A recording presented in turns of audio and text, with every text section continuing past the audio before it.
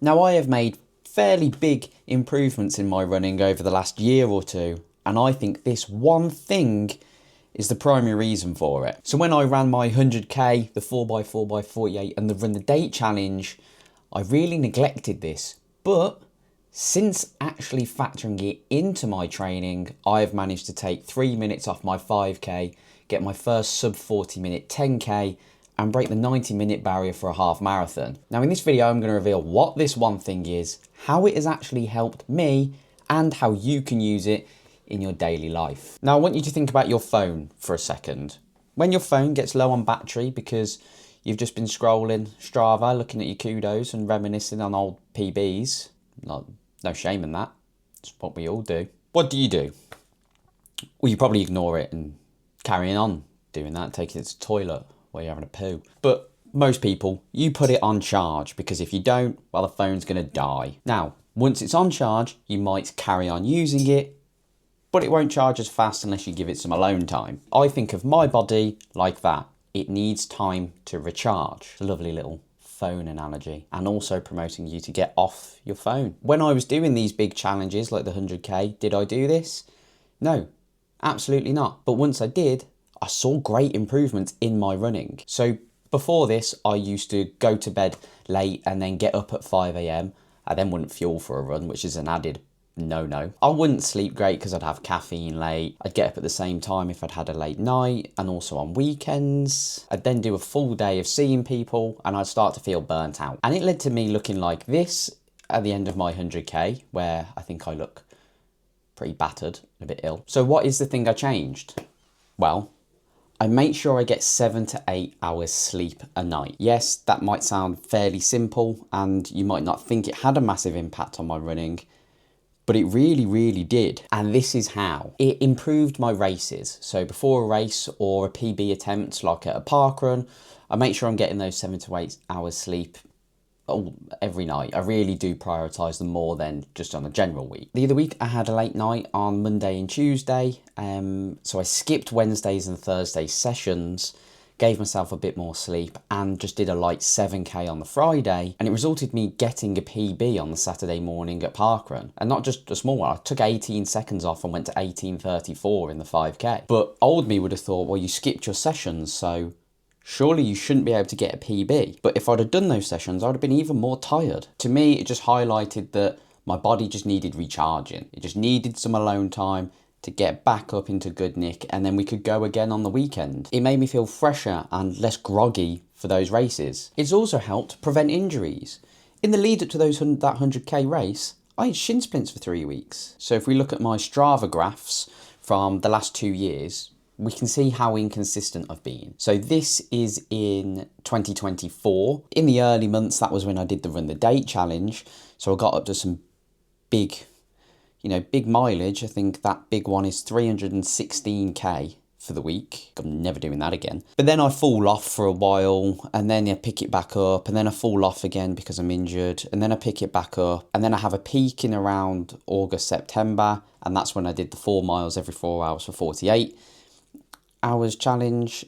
And then it drops off, and then I got injured again, and then I tried to stay consistent again, and then I got injured again, and then it wasn't really consistent. And then in 2025, for the start of it, inconsistent around the time I did my 100k.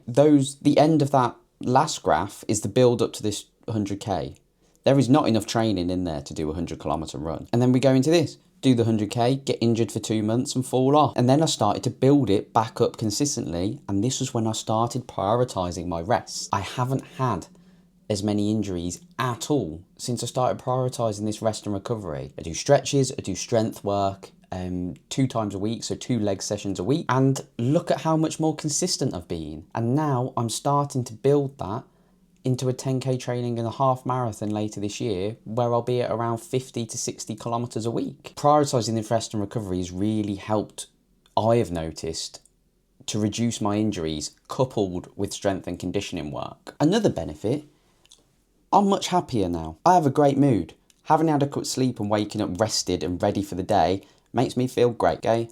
I'm not shattered. I feel better about the session that I'm going to do. I woke up this morning and did 9k altogether with broken miles intervals. If I was didn't have enough sleep last night, that would have seemed like hell. But I woke up, it took me a few minutes to wake up. But then when I got into it, fucking loved it. I have to force myself less to enjoy it and find other reasons to enjoy it. I wake up ready for it and it feels great. And I would much rather be in a better mood than a tired, crap mood. So those are some of the benefits that I've had from it. But I did say, how can you use it? Well, the most obvious answer is I'm going to tell you to sleep more. But is that always possible? Some of you might have kids, some of you might work night shifts, some of you might have loads of other different things in their life, people you have to care for, your work might not account for it, fitting in marathon training as well, around work, that's big. How are you going to fit in the recovery for that? So these are just a few tips that have helped me prepare for bed better and get me into the routine of getting those 7 to 8 hours. So I try and wake up and go to bed at the same time. So I wake up at 5:30 every day, sometimes for work and sometimes to do stuff like this or go out for my run. So I try and work back 7 to 8 hours. So I aim to be in bed for about 9, half 9, and that gives me enough sleep. That does mean at the age of 26, my late nights of partying on Fridays are over, but that's probably a good thing, to be fair. Now, to be ready for that time, what do I do? Well, I try not to have caffeine after 12 because it stays in your system for like 8 to 10 hours.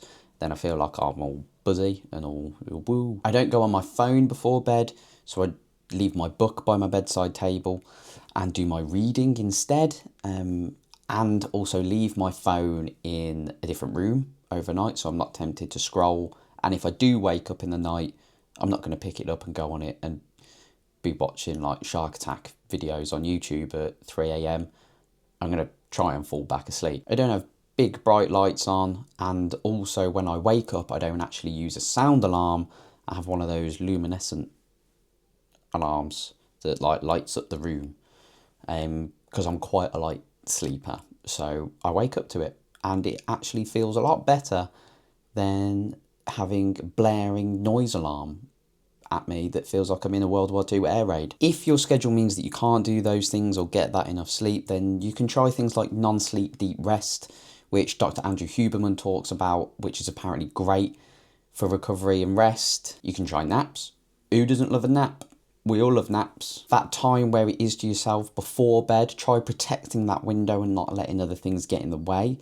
That isn't always the case, but you can try and see if there's any adjustments you can have. And if the reason is because you do have kids or someone to care for, it might be worth accepting that maybe dialing back on your running at that time is maybe a smart idea.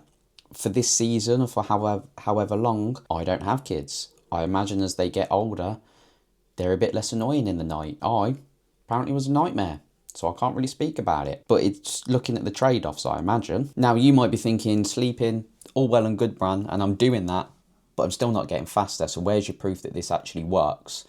Well, why not check out this video, which is where I reveal the lessons that I learned that helped me get to a sub 40 minute 10K and finally break that barrier. Go on, you'll enjoy it. I hope. I'm not going to promise anything.